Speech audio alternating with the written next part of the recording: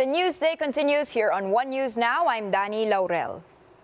Now, the so-called Magic 12 winning senators will be proclaimed by the COMELEC today. To give us the latest updates on the preparations being done by COMELEC, we have Greg Gregorio reporting for us live from the PICC over in Pasay City. Hello, Greg. Greg, who among the Magic 12... Go ahead. Yes.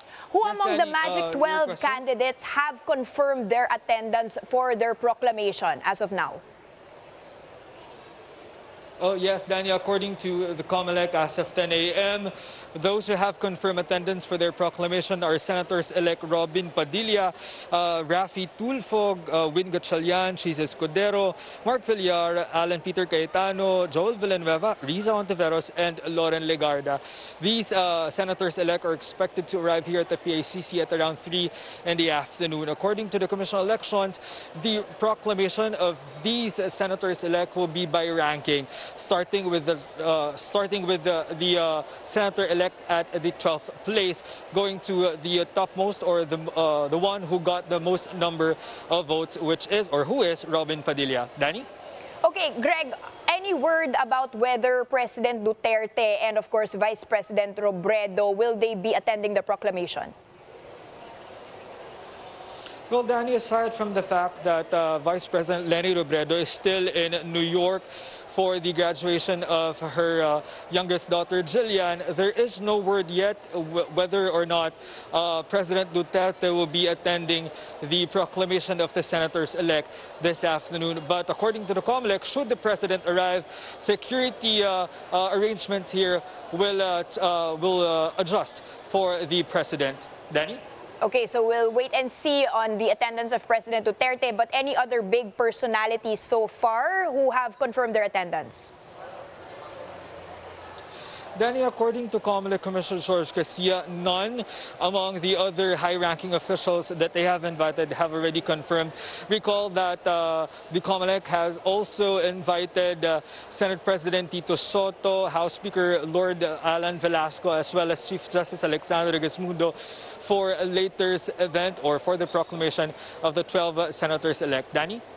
And finally, Greg, preparations. What preparations exactly are being done there at the moment?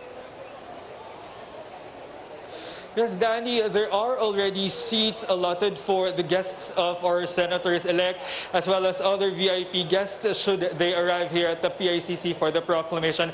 Apart from that, the Commission on Elections has already conducted a dry run for the arrival of these 12 individuals, or the Magic 12, who will be proclaimed this afternoon. And a security sweep has also been conducted early this morning. Danny? All right, thank you very much for that report. That was, of course, Greg Gregorio reporting to us live from Pasay City. Now, former IBP President Domingo Cayosa shared possible scenarios if the Supreme Court decides to cancel the candidacy of presumptive President Bongbong Marcos. In an interview with the Chiefs, Cayosa said that if the SC grants the petition to disqualify Marcos Jr. before he is proclaimed president, the candidate with the second highest number of votes will win. But if the proclamation happens before the SC approves that petition, the Vice President-elect will act as president. Based on the more recent jurisprudence of the Supreme Court, ay sinasabi ng Supreme Court dito, kung disqualified yung frontrunner o yung may pinakamaraming boto, ang legal effect nan, as if stray votes lahat mga yon, nasayang lang.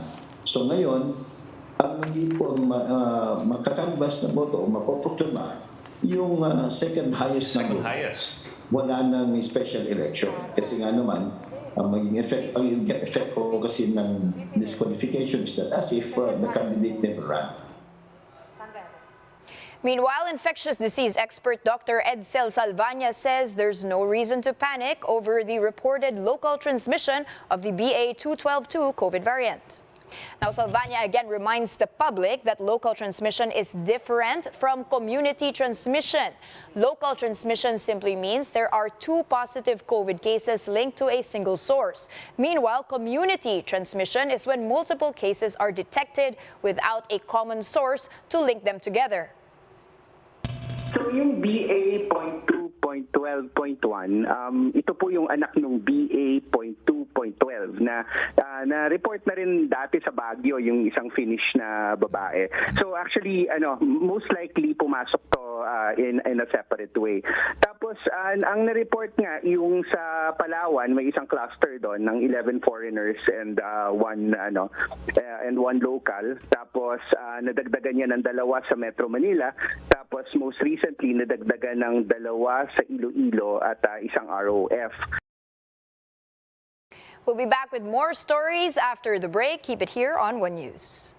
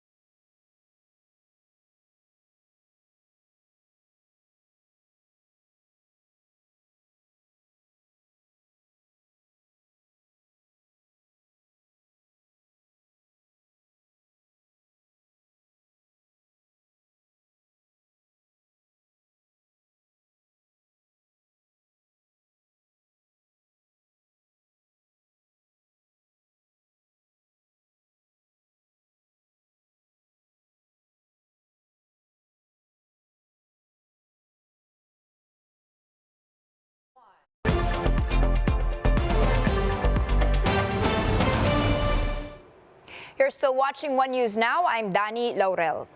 The Philippine Coast Guard welcomes back to Manila the over 300 personnel who took part in a mission to install sovereign markers in the West Philippine Sea. Romel Lopez joins us live from Pier 13 over in Manila to give us the latest. Romel.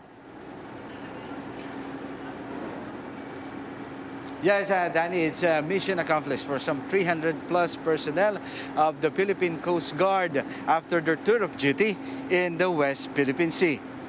At around 8 in the morning, 2 of the 5 vessels involved in the buoy laying ceremony in the disputed islands of the West Philippine Sea have arrived. 350 sailors under the Task Force Kaligtasan sa Karagatan were all welcomed by key Coast Guard officers. Coast Guard Commandant Admiral Artemio Abu greeted the sailors.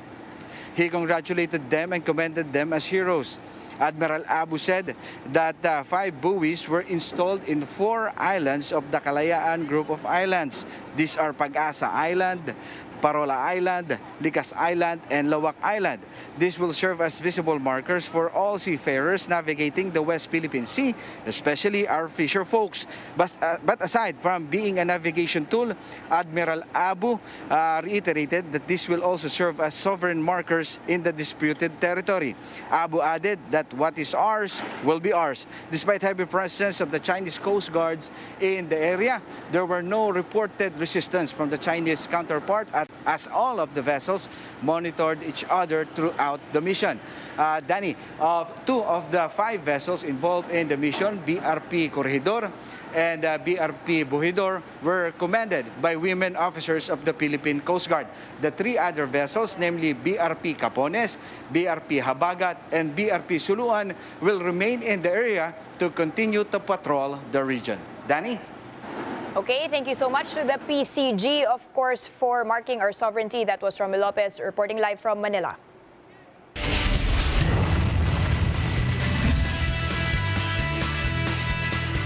Filipino gymnast Carlos Yulo ended his run at the 31st SEA Games with 5 gold and 2 silver medals. Just how did he do it? Marty Bautista tells us in this report. There were no lucky charms involved for the Philippines' golden boy, Carlos Yulo. Yulo's performance was almost out of this world after bagging a total of 5 gold medals and 2 silver medals at the 31st Southeast Asian Games. The impressive feat didn't only wow the country, but a few Vietnamese fans as well. But Kaloy says hard work was key to his back-to-back wins. Yung mindset po talaga kung paano ko tignan yung sarili ko araw-araw po sa practice, kung paano ko namin ni Coach Manny po i-plano yung practice ko sa araw-araw. Siyempre, sa practice po lahat nakukuha yung lumalabas sa competition eh. For the 4'11" standout, these are all just steps for his redemption tour, which is the 2024 Olympics in Paris, France. Recall that Yulo finished at 4th place back in the 2021 Olympics, something he still bears to heart to this day. Yung Olympics po talaga like nakakonekta lahat po, nakakonekta dun lahat po. Iniisip ko, mali ko. Although tired, Kaloy can't rest on his laurels just yet. This as he will begin training for all his upcoming competitions once he returns to Yokohama, Japan. For News 5, Marty Bautista, We Are One News. And here's a quick look at some of today's headlines. The petition seeking to disqualify presumptive President Bongbong Marcos from the May polls reaches the Supreme Court. Marcos Jr. embarks on a low-key trip to Australia with his family, bringing some protesters onto the streets of Melbourne. And presumptive Vice President Sara Duterte wants to have her inauguration done at an earlier date, but an expert warns this may result in constitutional crisis. And those are the top stories of the hour. Join us later at 2 p.m. as we continue to monitor the day's biggest stories. You can also catch One News on Signal Play. Register for a free account now at www.signalplay.com and stream One News live anytime, anywhere. I'm Danny Laurel. Mask on, wash hands, stay safe Philippines. We are One News.